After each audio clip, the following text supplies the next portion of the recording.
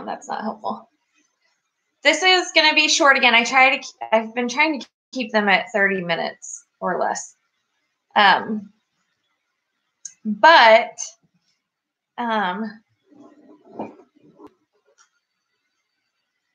have that too. Well, yours doesn't have the little camera next to it, so I can't pull you on screen.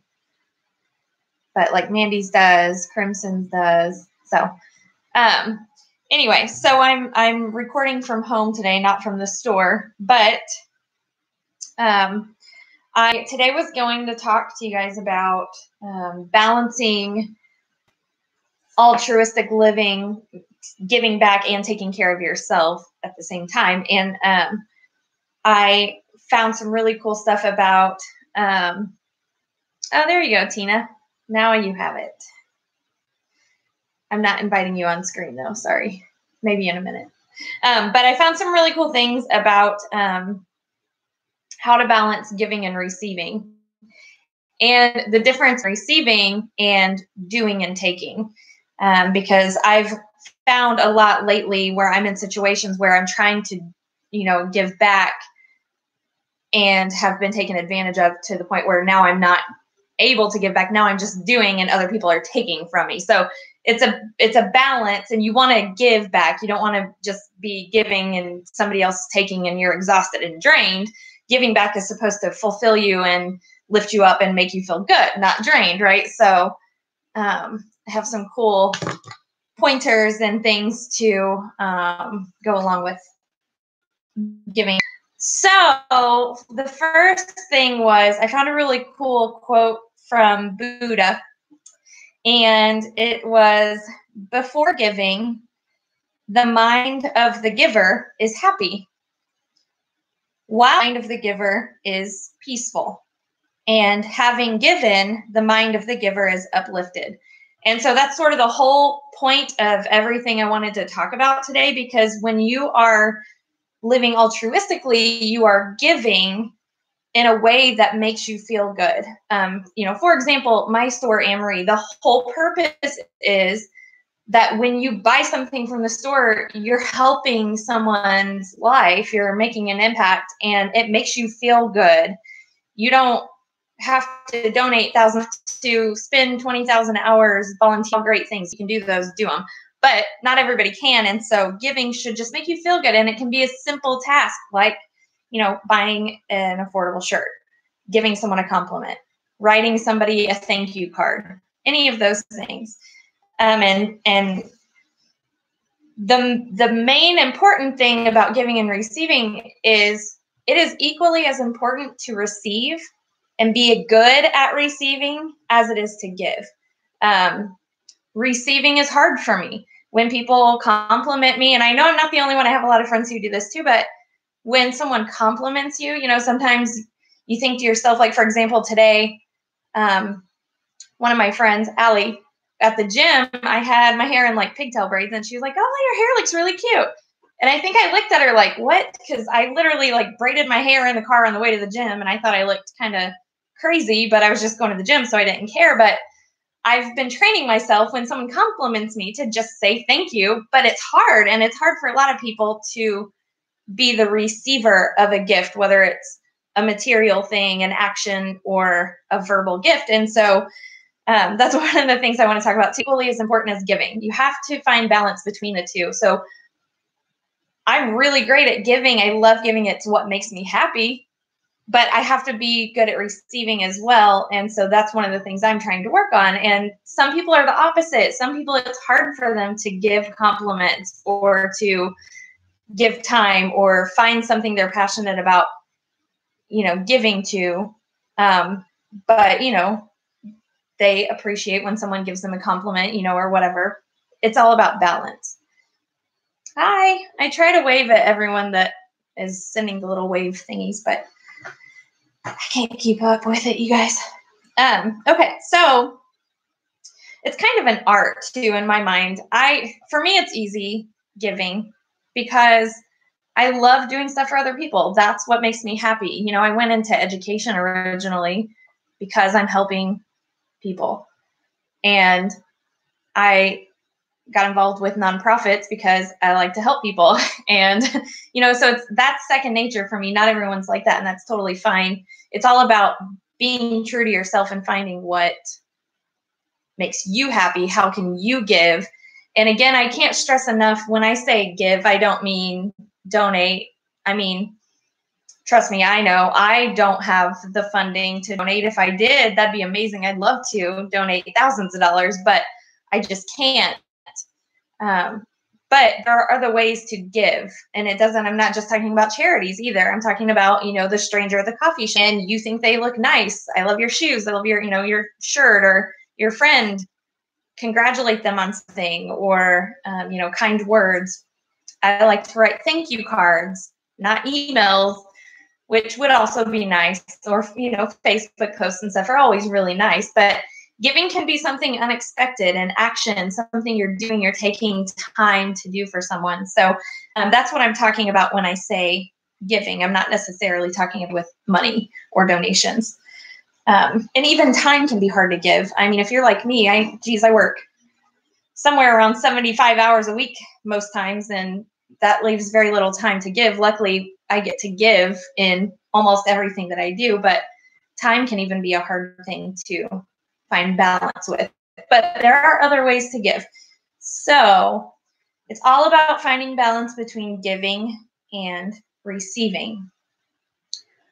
One thing I want everyone to remember, and I think most people know this, but I'm learning that some people don't. But if you're going to give somebody something, a compliment, your time, a card, a gift, you can't expect something in return. If you expect something in return, then it's no longer, you're not giving anymore. Now you're doing something and expecting something in return. That's a whole different thing. The act of giving, you could do it without, anonymously, without them even knowing who it is, but you can't expect something in return. You can expect gratitude. If I compliment you, you might say thank you. That shows that you were thankful for what I gave to you. I gave you a compliment. But in our society, you might expect someone to say thank you, but you don't expect them to say, "Oh, I like your shirt too," in return. You can't expect anything back from them, right? So giving is selfless, and it's something that's supposed to make the receiver on that. So I like to think of giving and receiving, finding a balance between giving and receiving. In my mind, I'm picturing like a river, something that circulates. In order for it to remain lively, for all of the things living in the river, all of the creatures, plants, whatever, to stay alive and thrive, the river must continue circulating. Giving and receiving is the same way. All of the things that exist in the river give something or contribute something to the livelihood of that ecosystem, and they receive from it as well. And so giving and receiving is kind of the same thing. If nobody needs to receive anything, then there would cease to exist giving, right? And if everybody's just giving, but nobody's receiving, you know what I mean? Like it's a circulation. It's a balance. It has to be both. So if you are in a situation where you feel like I do all the time is give, and I don't want to, this isn't a negative example, but like if you're a parent and you have, let's say, 3 kids, and obviously you're giving to them all the time. That's what you do as a parent. That is giving, but it's a different type of giving, right? So if you are just feeling exhausted all the time, like, everybody is just taking from me and taking and taking, and it's draining me, that's no bueno. That's not giving and receiving. Again, that's you doing for everyone else, and they're just taking and taking and taking from you. Which, if you are someone who gives a lot, that does happen. I mean, that happens to me, and it's just one of those things is if you can recognize it, then you can try to adjust it and keep from contributing to those who are just continuously taking from you, without need. So when you're giving, it's a dynamic exchange, right? It's supposed to be a positive experience. When you're receiving it, it's a positive experience. You get a gift. It's a surprise. It's a positive experience. You're the one giving a gift. I don't know about you, but if you give someone a gift and you see the look on their face and they love it and they're so grateful, it's a great feeling, right? So it's a balance. You have to be grateful for both giving and receiving. So there are 4 ways that you can practice intentionally thinking about giving and receiving, especially receiving, because that really is kind of the harder of the two. So, for example, number 1, practice accepting compliments. Like I said earlier in my example, if you're like me, I'm really bad at accepting compliments. I love giving compliments, and I like that you feel good, but it's like I'm really terrible at thinking about what to say. Or in my mind, if you know me personally, you know that I'm kind of goofy and sarcastic. Even if I'm not, I'm generally a pretty positive person, but if someone gives me a compliment, I might say like, ugh, thank you, but I think I look terrible today, or something. I've had to start training myself to just say thank you, wow, thank you, that's so nice of it, because if I say, like today at the gym when my friend said my hair looked cute, I thought she was nuts. I'm like, really, girl? I just did my hair in the car, and I'm like at the gym about to sweat, on purpose, but she might not think that I appreciate her compliment. And what happens when you continuously do good things for someone and they don't show appreciation, then you're going to not want to do that for them anymore, right? So if I tell 3 people today that they look nice and they all had a reaction like, ew, ugh, gross, I don't think I look good at all, I'm probably going to question more and more like, well, I want to compliment that person, but will they appreciate it? So it's important as a receiver to make sure that even if you don't agree with what they're saying, take it. Because if you think about it, if you're in line at the coffee shop and someone compliments your shoes, hey, I really like your shoes, a stranger, right? I really like your shoes. Took at least 30 seconds out of their day, in their busy brain, in their busy day, to look at your shoes, think about, oh, I really like her shoes, and then make the decision to verbally tell this stranger that they like their shoes. So that person took that time and made sure to tell you about it. Even if you don't agree, I've had this happen before. I'm like, these shoes are, 20 years old and they have a hole in the bottom. None of that's important when someone compliments you. You just show gratitude for their compliment. And that's hard for me. I don't know if I get embarrassed when people compliment me, but I'm learning that most people have trouble receiving compliments. And so that's one of the things that's important. Make sure you accept the compliments and show gratitude for them, because even if you think that it's crazy, that person took the time to make sure to tell you that and, sincerely meant it. So practice accepting compliments. And any of you who are watching, next time I tell you that you look nice, I expect you just to, say thank you. Just kidding. The next one is, again, to show gratitude. And, like I said, it's kind of second nature in our, well, not for everyone, society, to thank you. If someone compliments you, you say thank you. Someone holds the door open for you, you say thank you. Again, not everyone. We all have met our fair share of rude people, but make sure when you're showing gratitude that you are real about it. Saying thank you is great. Obviously, if it's something like, hey, great shoes at the coffee shop, you saying thank you is, just about all you really need to do in that situation. But if you don't sincerely mean it, people can tell. Or if someone holds the door open for you and you forget to say thank you, that's a thing that's a little big to that person the next time they go to hold the door open for someone. I don't know. It's just important to show gratitude that is sincere. Thank you is the first step. But if you can show gratitude with facial expressions like smiling, or if you can show gratitude by paying it forward, making sure that, that stranger in the coffee shop commented on how they liked my shoes. I said, thank you. It was a really positive exchange.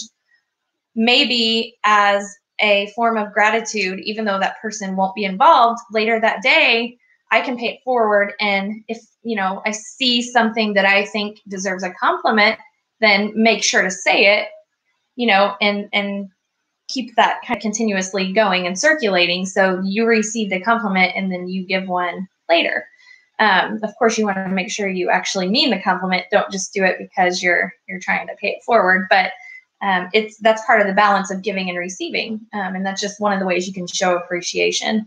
Another way to show appreciation is through your actions. And this kind of helps differentiate between giving and receiving, which is fabulous, positive, good, and doing and taking, which we really have to try to eliminate, because you never want to be the person who's just taking all the time or just giving all the time. So if you practice showing gratitude through actions, like making sure to, someone sent me a gift in the mail, I'm going to write them a thank you card, or make sure to go out of my way to call them to say thank you. And some of these are lost arts. Or it's like with my mom, sometimes, who's watching, hi Mom. Sometimes, she's always given to me. One of the most selfless people I know. And in my mind, I'm like, oh yeah, she knows that I appreciate it.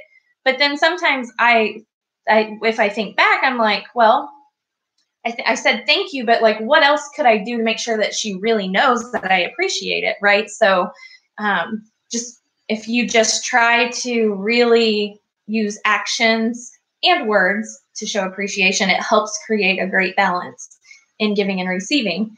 And it feels good. I mean, it feels good to say thank you. And again, like I said at the beginning of this, when I'm talking about giving and receiving isn't just donating money or donating time. Hi, Stacy. It is little things like giving compliments or giving effort, which leads me to my next thing. People, I think, get confused by me and my efforts with Amory, my store, because Amory has given over $46,000 to different organizations and causes in 3 years. Then people think like, oh, Gina is rolling in money because she's donated $46,000, and that's not at all what's happening here. I have the means to donate that kind of money. So instead, I donate my effort to helping create a circulation of positive impact by me finding people that need help and providing those things to consumers. The consumers buy those things, and and then it goes full circle, right? So I'm not donating thousands of dollars. Yeah, the store, we do donate some, but not that much. We don't have that much money. If I did, I would donate it. But donating your effort and your time is just as valuable as donating your money. And that's not just to different charities, it's to people. It can be verbal, it can be material, or it can be your actions. The third thing with giving and receiving is to be yourself. What I do with my nonprofit, with my store, with writing my books, it all focuses on giving back and making kind of a positive impact, because that's what makes me happy. But some people, that's not what they want to do with their life every day, or that's not what their job allows them to do every day, or whatever. And so you don't want to try to force yourself to fit into a category you don't fit into. It's okay if, most jobs allow you to at least give back to your coworkers, right? You can write them a happy note or be kind or work together as a team and compliment, whatever. But not every job is, providing water to families every day and that kind of thing. And so you don't want to force yourself to fit into that kind of category. I don't claim to, be able to run Indiana government. I'm not a member of government. Do I think I have leadership capabilities? Yes. But I'm not going to try to pretend that I am, some magnificent world leader or something. That's not who I am. I have to be true to myself, right? I'm not going to dress up in a suit to do my videos, and I might sing or say silly stuff on my podcast because that's who I am. And part of giving and receiving is you have to be true to yourself. If I don't like your shirt, I'm not going to tell you I like your shirt, right? So you have to be you. Just be you. Don't try to be something you're not. If it's hard for you to give compliments, don't force it. People can tell when you're forcing it because it doesn't feel genuine. So you have to find the type of giving that makes you feel comfortable. If you don't feel comfortable going to help with Habitat for Humanity to build a house because you have no construction skills and it scares you to death to hold a hammer, then don't sign up to go do that, right? Because that's not who you are. Find a different way to give back. So it's just really important to be true to yourself. I'm not a serious person, so probably you won't hear me giving a lot of serious talks or, compliments. My compliments are usually kind of goofy, but that's because that's who I am, and you can at least tell that I mean it. And then the last one is to stop complaining. Sometimes, a lot of times, we don't realize we're complaining, or like, I'll go back to my example from earlier. Allie told me my hair looked cute at the gym today. I thought Allie was crazy because I knew for a fact it didn't look cute at the gym today, but I'm not going to complain if I would have answered with, "Ew, gross, my hair is dirty, my hair is, I'm going to the gym, so I didn't even wash it yet," or whatever. In her eyes, it might look like I'm complaining about her compliment. And that's the last thing you want, because then it breaks the balance and the cycle of giving and receiving. So you have to be cognizant of, even if you're not complaining, of making it sound like you're complaining. Another example, I'll use myself. At the gym today, it was really extra hot, and we ran outside and then we worked out inside, and it was really hot. And if you know me, I have MS, which normally you would never know, but sometimes when I get too hot, especially when I'm working out, I have trouble feeling my feet. So if we're doing box jumps and rope work, I might be a little bit slower than normal sometimes because I can't feel my feet. So the chances of me tripping over the rope are pretty high. And today I said something, I kind of slowed down and said something like, sarcastically to the trainer, like, these, stupid ropes or whatever. And then I remembered that trainer's new. He doesn't even know I have MS. He probably thinks I'm just complaining about doing his workout. And so instantly, as soon as that round of workouts was over, I went over to him and explained, like, "I'm so sorry, I wasn't complaining about your workout. I think you're fantastic, actually. I just can't feel my feet." So it's really important to be cognizant to make sure that even if you don't mean to complain, that you don't sound like you're complaining, because it deters people from wanting to give compliments to you, or wanting to. If you receive a card from someone and you joke around that, "Why isn't there any money in this card for my birthday?" They might not think it's a joke. They might think that you're actually complaining that there's no money. And then the chances of them even sending you a card next year are slim, right? Because now you've kind of taken the joy of giving for them. And the whole purpose of giving is to make yourself feel good and make others feel good, right? So make sure not to complain. Just sometimes it's just a matter of how you say something. And if you're like me, it's hard because I am sarcastic and I joke around so much. that it's important for me to remember who my audience is, who I'm talking to, so that I can make sure I don't sound like I'm complaining. But those are all some things to help find a balance between giving and receiving. And if you have trouble thinking of ways to give, you might start with just something easy like a note to a coworker, or I don't know if you've ever left a Post-it note for your spouse or somebody, just on the door so that they see it before they leave for work. Have a great day. Love you. You know what I mean? Something simple. That's free, takes very little effort, but can make somebody's day so much better. But giving, receiving, it's a balance. I mean, it's all a matter of finding out what your strengths are and what your flaws are, right? So I know that I'm terrible at receiving. I even feel guilty sometimes, like if people give me a gift, and I think that's pretty normal, but I appreciate it. And so it's important to make sure to show that. And I just have to get better at saying thank you when people compliment me.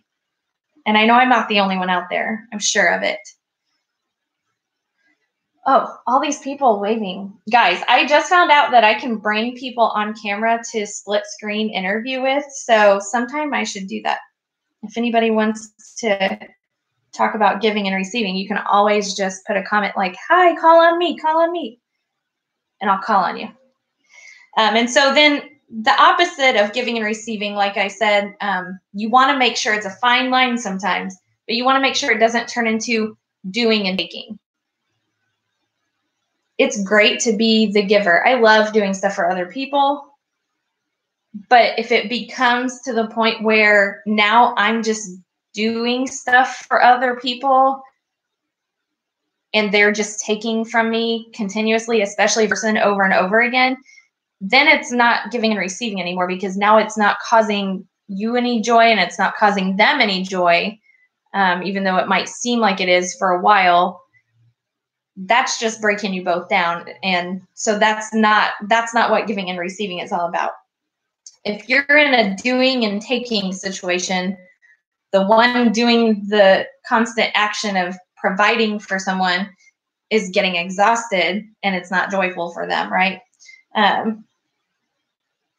And I mean, really, it comes down to if it's somebody who you're doing this stuff for and they're not appreciating it, then it's not a fine balance of giving and receiving anymore. And now you're just being taken. And so you would need to make adjustments to make sure that you aren't exhausting yourself to the point where you don't want to give anything to anyone ever, right? And that kind of is the same as being taken advantage of too. And we don't want that to happen. Giving and receiving is a balance. Just ask Buddha. If you missed my quote at the beginning, I'll tell you again. So what happens to somebody when you give? I don't know. I can't see anybody's comments. Hold on. Anybody comment? If someone gives you something, a compliment or a card or a gift, what happens to you, to the receiver? What happens to the receiver? I mean, this is pretty simple, right? Someone gives you a compliment, it makes you feel good. Somebody gives you a gift, it makes you feel good. Somebody, planning a surprise party for you, or any kind of party, or a dinner, or anything, it causes you to feel good. What happens to the giver, though, when they give something? If you give someone a compliment, you're not doing it for yourself, but it still makes you feel good, right? So it's such a balance. You feel good, you feel fulfilled. If you're the receiver, you feel unexpectedly good and positive, and it boosts your confidence, right? Once you start expecting something in return, though, remember, now we're not giving and receiving anymore. You can't expect something in return. All right, I think that's all I have for you guys.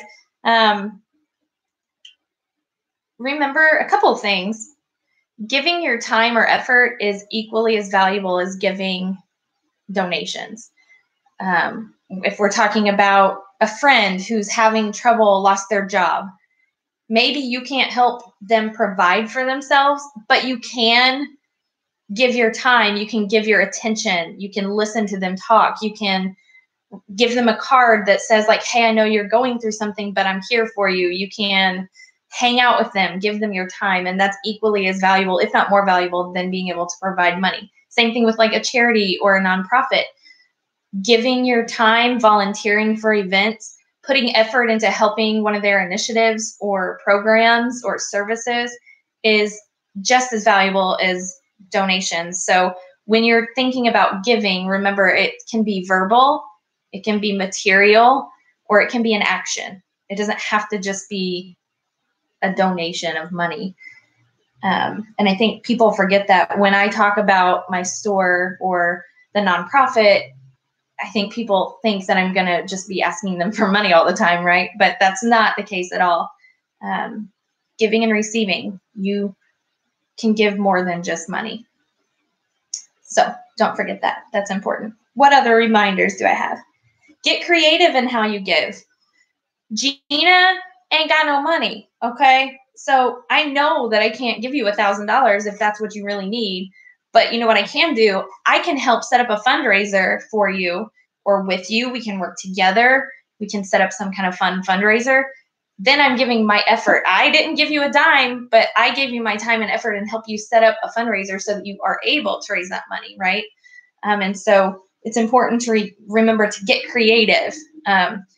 When I opened Amory Boutique, I originally had this big goal of like, you know, I kind of just want to save the world, right? I want to save all the people who are being forced to work against their will. And I want to save all the people in the United States who are working so hard and still can't make ends meet. And I want to, all these things. I don't have that kind of money, you know, and I can't pick up and travel to India to build orphanages. And I can't, I mean, I would love to, and I will one day do some of those things, but instead, I had to get creative, right? So that it made sense to what I was able to do. No, I can't donate $46,000, but I can set up a building that has items made by people who, you know, have these skills to make items and need something. They need food, they need water, they need education. And they're willing to make these things and sell them, but they have to find consumers. So I can set it up to find their consumers for them. So now I'm just the middleman, and I didn't donate all that money. I donated time and effort, and I got creative, and it made it possible to make a true impact. So when you're thinking about giving, be creative about, you know, if you can help a program or service in your community, if you can think of something, even if you're not able to make it happen on your own, if you can just provide an idea of a way to give back and, you know, to an organization or a cause and help that way, that's equally as powerful as handing over a check. So always remember that later may never become right now, right? If you're like, well, maybe I'll volunteer later this month. I'm kind of busy right now. Maybe I'll call them next week, but I'm just kind of busy right now. Later may never turn into right now. So when you think of it, do it. You think, oh man, she looks really pretty today. Don't just think it. Make sure to tell them.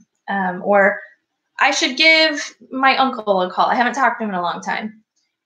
Do it, right? That's an example of giving. I mean, you were showing that you were thinking of the person, and that's a gift to them. So just make sure that if you have those kind of ideas on how to give, that you're doing them, because you may not otherwise get the chance. So that's it for you.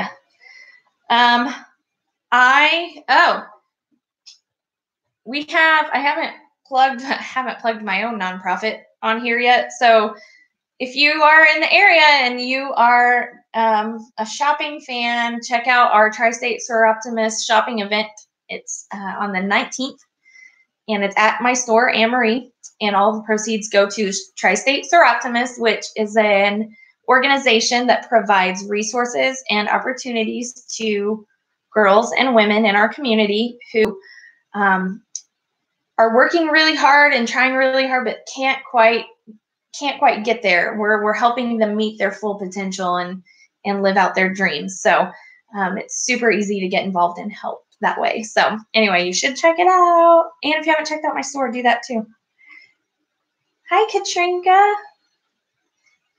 All these people watching. Oh, and I have a podcast and I have a new site where you can get access to my books, my e-magazine, interviews that I'm doing with people in the community, around the state, around the country, and around the world.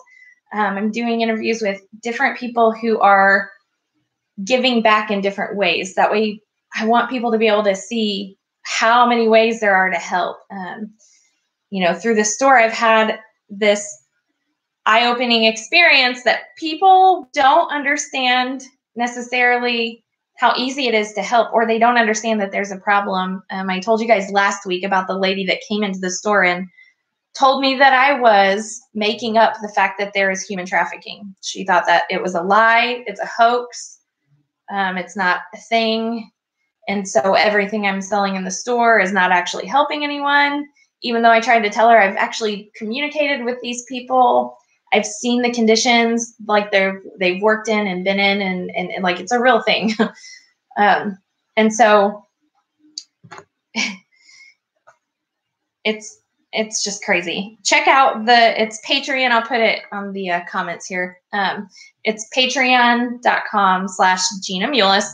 And there's an e-magazine, there's a podcast, there's videos, interviews with people around the world so that you can see what is happening and the simple ways to help.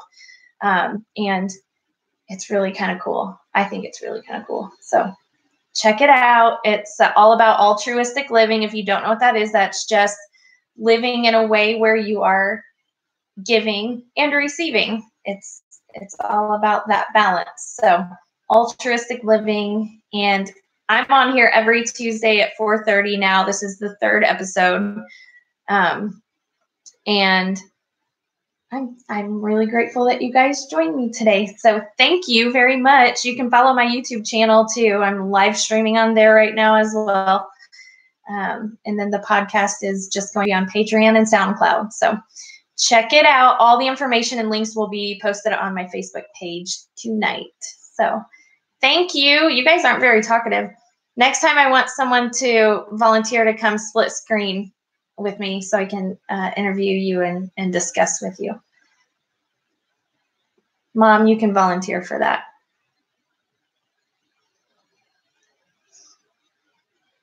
Mom is my free labor at the store, so she gets to also see all of the really fantastic artisans that I work with and learn about them. So she'd be a good one.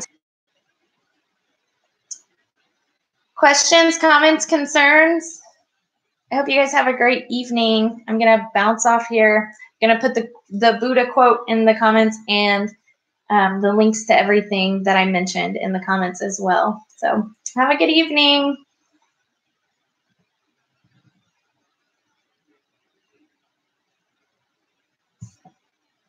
And you guys, I do a live video every Tuesday at 4:30 p.m. Central Time.